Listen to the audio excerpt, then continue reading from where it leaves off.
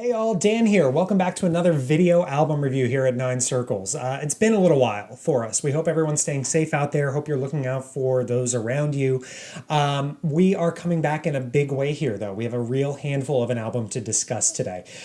This edition of the video album review series, we are going to talk about Brooklyn experimental death crew Pyrrhon and their latest album, Abscess Time. But before we jump into Abscess Time, though, I want you all to take a moment and think about everything going on in the world right now. Think about the world around us. Think about first the most acute problems, a global pandemic, a lack of leadership or even concern from our elected officials about that pandemic, the pervasive, ever-present system of racial injustice and brutality we've seen come to a boiling point over the last few weeks, months with the murders of Ahmaud Arbery, Breonna Taylor, and George Floyd. And that's just the latest stuff. Think beyond that. Think into our everyday lives. Think about living every day in a capitalist rat race. Think about how many millions of people are out there just living paycheck to paycheck, scraping by. Think about being so preoccupied with getting ahead that we've forgotten how to help or even just show basic compassion to the people around us. Abscess Time is an album by, of, and for that world. There are albums that you can kind of listen to passively without batting an eye, and then there are albums that you follow step by step, like into the shit, so to speak. And Pyrrhon's been trafficking in the latter category for basically their whole career. And for me, Abscess Time represents the pinnacle of their efforts so far. It reawakens you to the world around you and then unceremoniously drowns you in it. It creates a more immersive, unsettling, overwhelming experience in its world, in our world, than any album I can think of since maybe Imperial Triumphant with Vile Luxury a couple years ago. Though obviously with a totally different sound and feel to it. If this is your first experience with Pyrrhon, I mean, get ready for some shape-shifting. This is not a casual listen. These songs don't fall into conventional structures by a long shot. You might compare them to Gorguts at their most exploratory and freewheeling, but there are so many touch points here. And fortunately, Pyrrhon's got more than enough chops to navigate it all successfully. Vocalist Doug Moore is the most obvious example here. Moore, throughout the album, just contorts his voice into just about any shape imaginable. He does this kind of raspy shouting on the title track to what borders on almost wormed-like gutter exploration on stuff like Tückniskreis or The Lean Years. You couple his vocal performance with, I mean, he's one of the most intelligent and thoughtful lyricists in the genre. You've got one hell of a presence on the mic.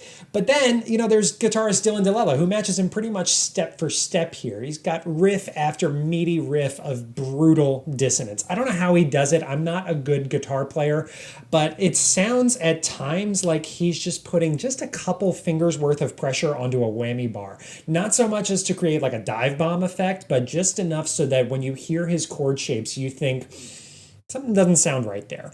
And as always, you know, not quite right there is perfect for Pyrrhon.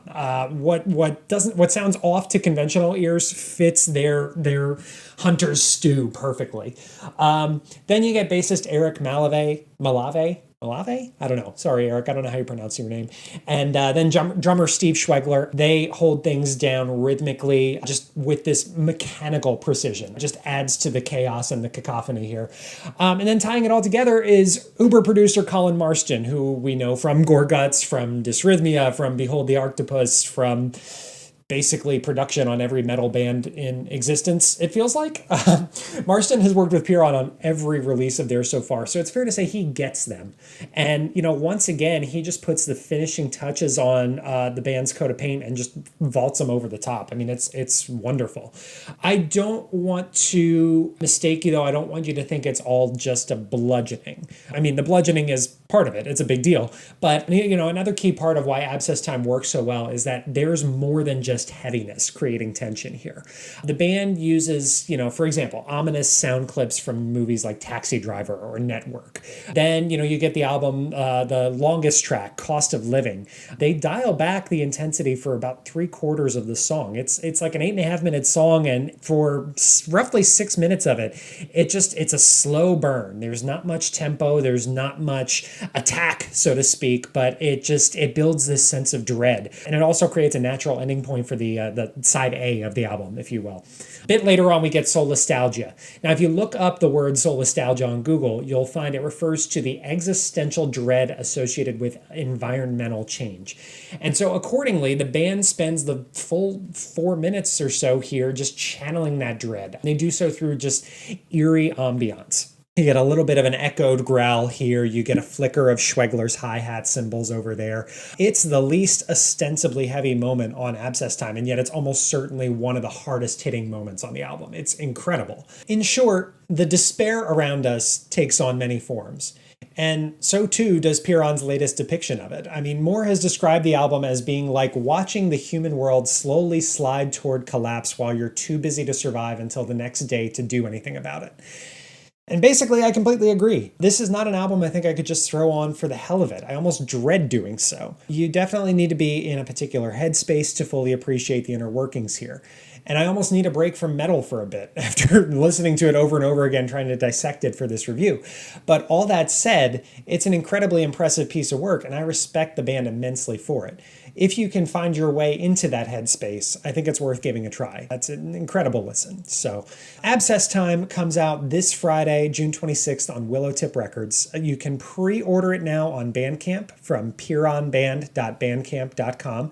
And if you want to learn more about the band, check out their Facebook page, facebook.com/pyrrhonband. And that'll do it for this review. For Nine Circles, you know the drill, www.ninecircles.co. We've got all kinds of interviews, album reviews, news posts, everything like that on the site. You can find us on social media, facebook.com/9circlesblog, Twitter and Instagram @_9circles. If you are interested in podcasts, we've got one of those too, the 9 Circles audio thing. It is available on Spotify, Apple Podcasts, Google Play, Stitcher.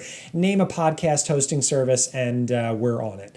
And finally, if you want to reach us by email, 9circlesblog@gmail.com. We always look forward to hearing from folks, whether they want to write for us, whether they want to suggest content for us to write about, send us pitches, you name it. 9circlesblog@gmail.com. We look forward to hearing from you. Thank you all for your time. That will wrap up this review. Again, really hope everyone is staying safe out there, looking out for those around us. As Pyrrhon talks about here, this is a cruel and unforgiving world. And if there are folks around you that are hurting, we just hope that you take a little time out of your day and make them feel a little more secure, because we could all use it. So thank you for your time, and all best to you and yours, and we will see you again soon. Bye-bye.